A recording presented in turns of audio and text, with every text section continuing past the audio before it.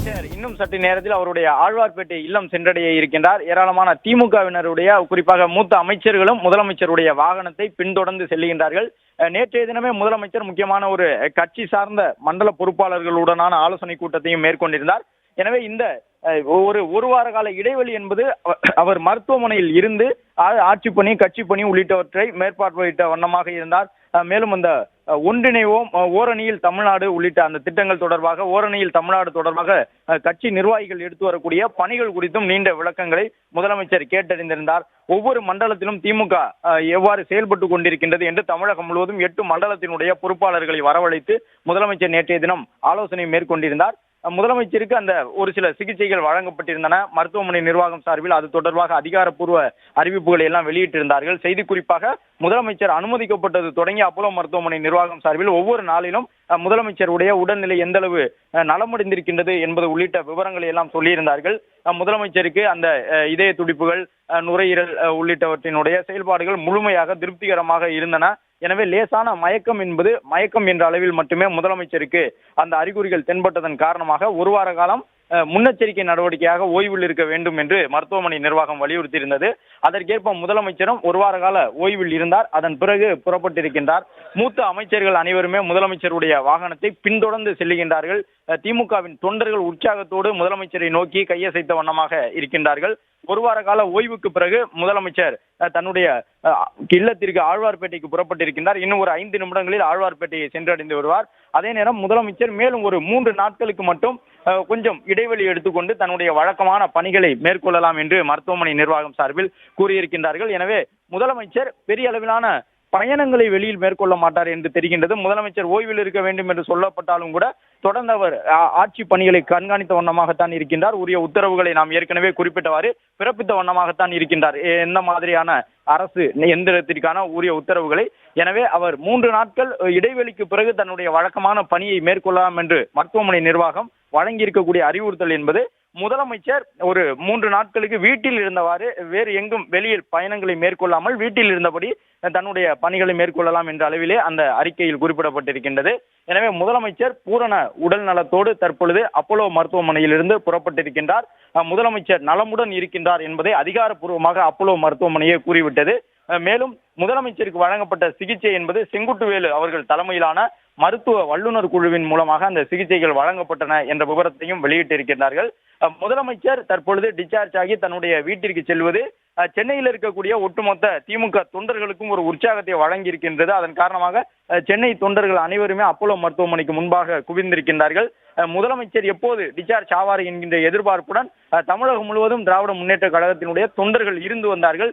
முதலமைச்சர் டிஸ்சார்ஜ் ஆகக்கூடிய அந்த நாளை எதிர்பார்த்து அவர்கள் காத்திருந்த நிலையில் ஒரு வார கால ஓய்வுக்கு பிறகு கடந்த திங்கட்கிழமை அனுமதிக்கப்பட்டிருந்த முதலமைச்சர் இன்று பூரண உடல் நலத்தோடு டிஸ்சார்ஜ் ஆகி இருக்கின்றார். இன்னும் சற்று நேரத்தில் தன்னுடைய ஆழ்வார்பேட்டை இல்லத்தை சென்றடைய இருக்கின்றார். இந்த ஒரு வார காலத்திலும் முதலமைச்சர் ஏற்கனவே குறிப்பிட்டவாறு கட்சி, ஆட்சி என்று 2 தொடர்பான விவரங்களையும் கோப்புகளையும் பார்வையிட்ட வண்ணமாகத்தான் இருந்தார். நேற்றைய தினத்தில் கூட முதலமைச்சர் அரசினுடைய இந்த முக்கியமான திட்டங்கள் தொடர்பாக ஆய்வுக் கூட்டம் மேற்கொண்டிருந்தார் காணொலி காட்சி வாயிலாக. மேலும் திமுகவினுடைய மண்டல பொறுப்பாளர்கள் மூலமாக ஓரணியில் தமிழ்நாடு திட்டத்தில் எந்த மாதிரியான நடவடிக்கைகள் எடுக்கப்பட்டிருக்கின்றன, கடந்த ஒரு வார காலத்திற்குள்ளாக திமுகவிற்கு இணைக்கப்பட்டிருக்கக்கூடிய தொண்டர்களின் எண்ணிக்கை என்ன என்பது உட்பட பல்வேறு விவரங்களை கேட்டறிந்தார். அது மட்டுமல்லாமல் பிரதமர் நரேந்திர மோடி 2 நாள் பயணமாக தமிழகம் வந்திருந்தார். பிரதமரிடம் என்ன கோரிக்கைகளை எல்லாம் முன்வைக்க வேண்டும் என்று நீண்ட ஆலோசனைகளை முதலமைச்சர் மேற்கொண்டிருந்தார். தலைமைச் செயலாளர் மற்றும் அரசினுடைய பல்வேறு துறைகளின் செயலாளர்களை அப்போலோ மருத்துவமனைக்கு வரவழைத்திருந்த முதலமைச்சர் பிரதமரிடம் முன்வைக்க வேண்டிய கோப்புகள் குறித்து ஆலோசனை நடத்தியிருந்தார். அந்த கோப்புகள் எல்லாம் தயார் செய்யப்பட்டு அமைச்சர் தங்கம் தென்னரசு வசம் ஒப்படைத்து அந்த கோப்புகளை அமைச்சர் தங்கம் தென்னரசு நேற்றைய தினம் தூத்துக்குடியிலே பிரதமரை சந்தித்து வழங்கியிருந்தார்கள். அதன் அடிப்படையிலே முதலமைச்சர் இந்த மருத்துவமனையில் இருந்த காலகட்டத்திலும் இந்த தேர்தல் நடைமுறைகள் தொடர்பாக ஒரு முக்கியமான தகவலினை பதிவு செய்திருந்தார். குறிப்பாக பீகார் மாநிலத்திலே தேர்தலுக்கான வாக்காளர் பட்டியலிலே தீவிர சிறப்பு திருத்தம் மேற்கொள்ளப்பட்டு வருகின்றது. அதற்கு கடுமையான எதிர்வினையினை முதலமைச்சர் மருத்துவமனையில் இருந்தபடியே தன்னுடைய பதிவின் மூலமாக ஆற்றியிருந்தார். நெருப்புடன் விளையாட வேண்டாம் என்று தேர்தல் ஆணையத்தையும் மத்திய அரசையும் முதலமைச்சர் அவர்கள் எச்சரித்திருந்தார். அது மட்டுமல்லாமல் நேற்றைய தினம் வழங்கப்பட்டிருந்த கோரிக்கை மனுவிலும் பிரதமர் தமிழக அரசுக்கு வழங்க வேண்டிய நிதியை வழங்க வேண்டும், அந்த சமஸ்கிர சிக்ஷா அபியான் திட்டத்தின் கீழே தமிழ்நாடு அரசுக்கு வழங்க வேண்டிய நிதியை முழுமையாக வழங்க வேண்டும் என்பதை வலியுறுத்தியிருந்தார். அது மட்டுமல்லாமல் பல ரயில்வே திட்டங்கள் தமிழகத்திற்கு கிடப்பில் போடப்பட்டிருக்கின்றன. அந்த திட்டங்களை எல்லாம் நிறைவேற்றி கொடுக்க வேண்டும். சென்னை மாநகருக்கான புறநகர் மின்சார தேவையினை முழுமையாக நிறைவேற்றி கொடுக்க வேண்டும். சென்னை மாநகரத்தை சுற்றி வரக்கூடிய வகையிலே புதிய ரயில் திட்டங்களை நிறைவேற்றி கொடுக்க வேண்டும் என்பது உட்பட பல்வேறு கோரிக்கைகள் அடங்கிய மனுவினை முதலமைச்சர் அமைச்சர் தங்கம் தென்னரசு வாயிலாக பிரதமரை சந்தித்து வழங்க செய்திருந்தார். இந்த நிலையில்தான் அப்போலோ மருத்துவமனையிலிருந்து முதலமைச்சர் டிஸ்சார்ஜ் ஆகி புறப்பட்டிருக்கின்றார். ஒரு வார காலம் முதலமைச்சர் மருத்துவ ஓய்வில் இருந்தார் மருத்துவமனையிலே. அடுத்த ஒரு 3 நாட்களுக்கு மட்டும் தன்னுடைய வீட்டில் முதலமைச்சர் இருந்தவாறு கட்சி ஆட்சி பணிகளை கவனிப்பார் என்று தெரிய வந்திருக்கின்றது. அதே நேரம் தன்னுடைய வழக்கமான பணிகளை மேற்கொள்வதற்கு முன்பாக இந்த ஒரு 3 நாள் இடைவெளியை எடுத்துக்கொள்ள வேண்டும் என்று அறிவுறுத்தப்பட்டிருப்பதாக அப்போலோ மருத்துவமனை நிர்வாகம் சார்பில் கூறப்பட்டிருக்கின்றது. முதலமைச்சரை பொறுத்தவரை அவ்வப்பொழுது அப்போலோ மருத்துவமனைக்கு சென்று தன்னுடைய உடல்நல பரிசோதனை மேற்கொள்வது வழக்கம். அந்த அடிப்படையில் தான் திங்கட்கிழமை காலையில் திடீரென்று முதலமைச்சருக்கு அந்த ஒரு மயக்கம் ஏற்பட்டிருந்தது, தலை சுற்றல் ஏற்பட்டிருந்தது. அதற்கு முந்தைய நாள் முதலமைச்சர் தன்னுடைய மூத்த சகோதரர் முத்து மறைவின் காரணமாக சென்னை கோபாலபுரம் இல்லத்திலேயே முழுவதுமாக இருந்தார். உணவு எடுத்துக் கொள்ளாமல் இருந்தார். சோர்வுடன் முதலமைச்சர் காணப்பட்டார். ஏராளமான முக்கிய அரசியல் கட்சியினுடைய தலைவர்கள் முத்து அவர்களுடைய மறைவுக்கு அஞ்சலி செலுத்துவதற்காக கோபாலபுரம் இல்லத்திற்கு வருகை தந்த வண்ணமாக இருந்தார்கள். அவர்கள் அனைவரோடும் முதலமைச்சர் அவர்கள் ஒவ்வொருவரும் தன்னை சந்தித்து ஆறுதல் தெரிவிப்பதற்கான வாய்ப்பினை வழங்கியிருந்தார்.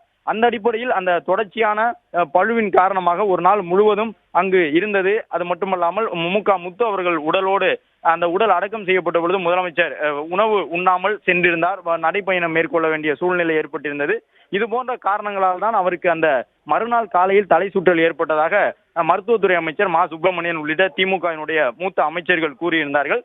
எனவே முத்து அவர்களுடைய மறைவின் தொடர்ச்சியாக முதலமைச்சர் வேலைப்பளு மற்றும் அந்த சோகத்தோடு தொடர்ந்து அந்த ஒரு நாள் முழுவதும் உணவு உண்ணாமல் இருந்ததன் காரணமாகவே அவருக்கு உடல் நலன் சற்று குறைந்தது என்ற தகவலை சொல்லியிருந்தார்கள். முதலமைச்சர் தன்னுடைய இல்லம் வந்தடைந்திருக்கின்றார். ஆழ்வார்பேட்டை இல்லத்தை முதலமைச்சர் வந்தடைந்திருக்கக்கூடிய காட்சிகளை பார்க்கின்றோம். ஒரு வார கால ஓய்வுக்கு பிறகு முதலமைச்சர் ஆழ்வார்பேட்டை இல்லத்திற்கு வந்திருக்கின்றார். திமுகவினர் உற்சாகத்தோடு முதலமைச்சரை வரவேற்று அந்த இல்லத்தின் முன்பாக குவிந்திருக்கக்கூடிய காட்சிகளையும் பார்க்க முடிகின்றது.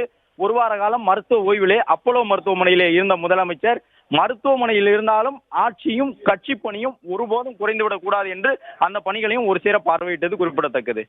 பிளே ஸ்டோர் மற்றும் ஆப் ஸ்டோரில் இருந்து பாலிமர் செயலியை QR கோடு மூலம் பதிவிறக்கம் செய்யுங்கள். செய்திகளை உடனுக்குடன் பெறுங்கள்.